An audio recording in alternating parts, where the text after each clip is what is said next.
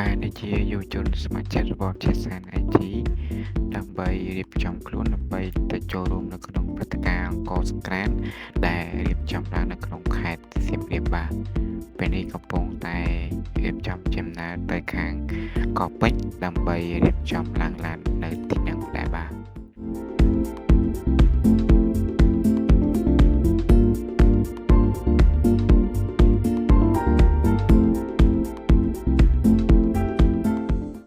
ពេលនេះយើងមកដល់កន្លែងឡើងហើយផឹកនេះក៏មានច្រើនដែរបាទព្រោះយុវជនស្ម័គ្រចិត្តយើងគឺច្រើនដែរជាង 5,000 នាក់អញ្ចឹងហើយក៏មនុស្សច្រើនដែរនេះថ្ងៃទី2ឯពូគេទៅថ្ងៃទី11មួយជើងថ្ងៃទី12មួយជើងថ្ងៃទី13មួយជើងហើយខ្ញុំទៅថ្ងៃទី12ទៅជាមួយក្រុមការងារយុវជនស្ម័គ្រចិត្តរបស់IK ដែរបាទ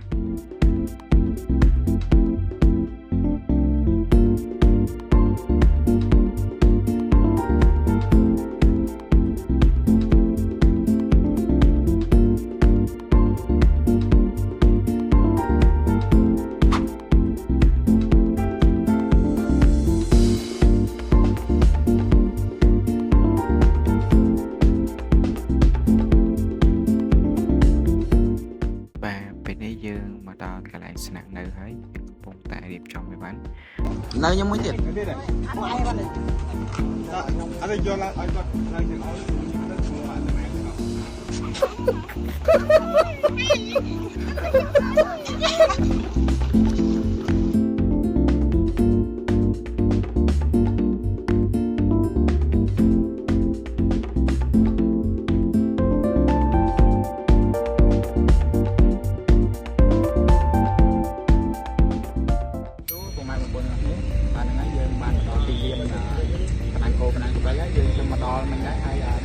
គឺជាការរៀបចំទីលានគឺធ្វើឲ្យតែទេគឺរៀបចំទីផ្សំថ្ងៃអញ្ចឹងយើងទៅមើលថាទីលានមានអីខ្លះស្គាល់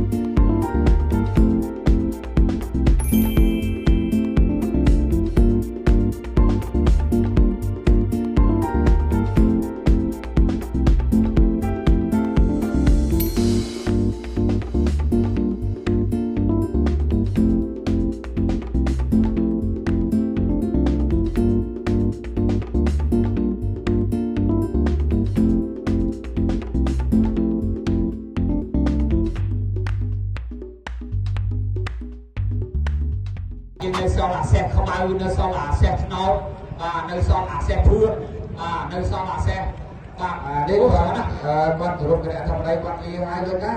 សុំសម្លេងអបអរសាទរបាទគាត់លីហើយបាទគាត់លីទៅវិញហើយបន្តិចទៀតយើងនឹងបានទស្សនាសេះចំនួន6ក្បាលញញឹមបាទ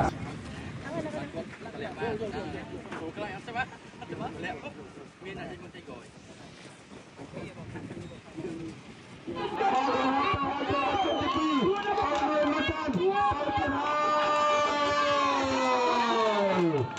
បាទជួយជុំទី3ប្រព័ន្ធសេះបាទលោក